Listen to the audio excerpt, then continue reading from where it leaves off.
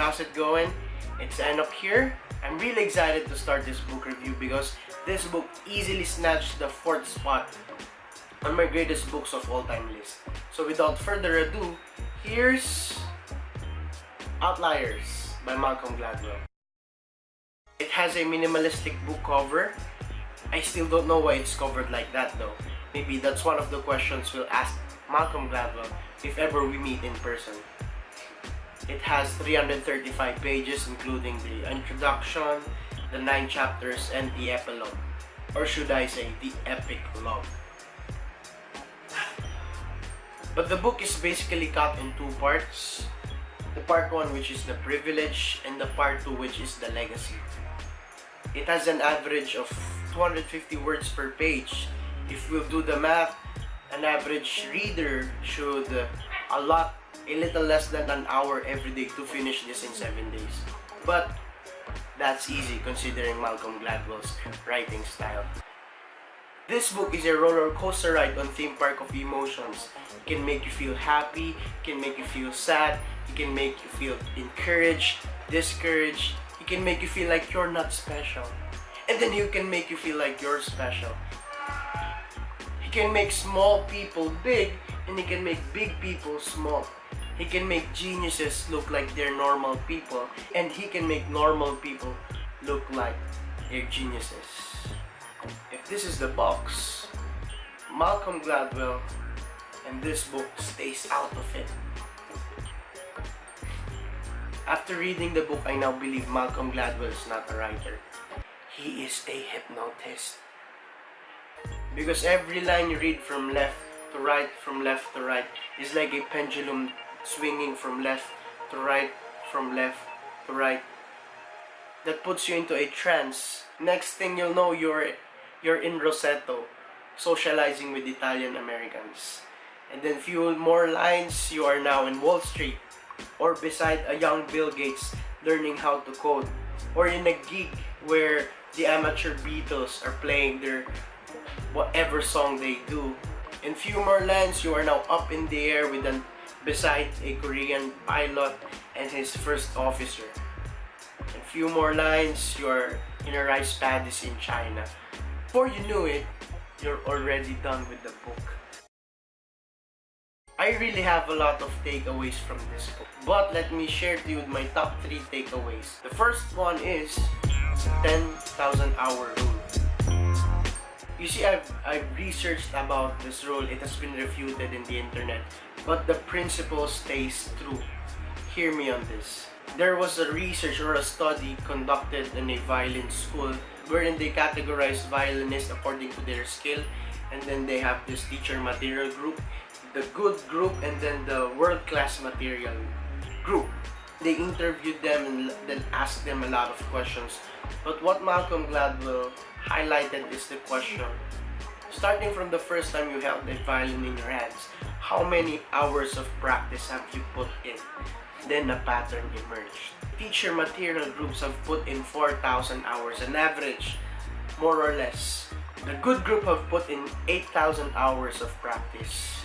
And the world-class material group have put in, yes, you guessed it, 10,000 hours of deliberate practice. 10,000 hours is just a number.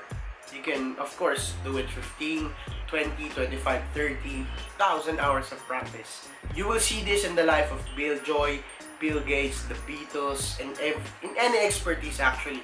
It's really the amount of practice that you put in that really matters. If you will read this book, if you will read the book, you will never look at success, successful people, IQ scores, talents, geniuses the same way. You will never look at them the same way. This book will revolutionize your way of thinking. By the way, 10,000 hours of deliberate practice is like practicing 2 hours every day for 14 years. Every day, 2 hours, 14 years. If you want to make it double, 4 hours of practice every day for 7 years. Start burning those 10,000 hours. Number 2, privilege is real. Nobody is self-made. Not even the most successful people, not even the success stories that you've heard in the internet or whatever. Some owe it to their parents, some owe it to their community, some owe it to their grandparents and their great-great-great-great-grandparents. In the book, in fact, some of the success are attributed to their birthdays. Imagine birthdays. You have no control of it. You did not become a doctor or a lawyer or an engineer or whatever additional letter in front of your name or at the end of it because you're smarter than other people. Most of the time, it's because you're more privileged than them. So it's privilege. Can you say life is unfair? I don't think so. Because some of these privileged people, their great-great-great-great-grandparents worked hard for the privilege that they're experiencing right now. And what if you're one of those not so privileged people? I say break the chain. Break the chain. Start working now. Start working hard now. Start the ball rolling. Start burning those 10,000 hours. And your kids or grandkids or your great-great-great-great-grandkids will thank you for it. What if you're one of those privileged people? It's a no-brainer. Make use of it. Don't break the chain. Make use of it. It is foolishness not to make use of the opportunities or the privilege that was handed down to you. The challenge for you then is to surpass the achievements of your forefathers. And number 3, success happens when opportunity meets hard work. Of course, not everyone becomes as successful because he has all the opportunities in life. You still need to seize it. Not everyone who has rich parents make it big in life. Not every tall person becomes a basketball player. Or not every good-looking person makes it to show business or modeling industry. Right?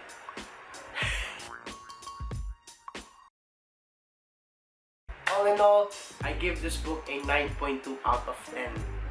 While I was reading the second chapter of this book, Inside a Moving Vehicle, I feel like I already got my money's worth. That's how great this book is. You see, if you're not convinced of everything that I said in this video, you don't have to. You don't have to believe me. But of course, I really want to encourage you to buy and read this book.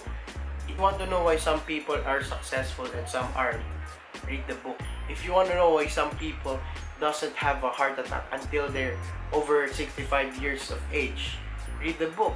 If you want to know why most Asians are great at mathematics, read the book. And if you want to know why Malcolm Gladwell is such a genius writer, read the book, okay? As you were.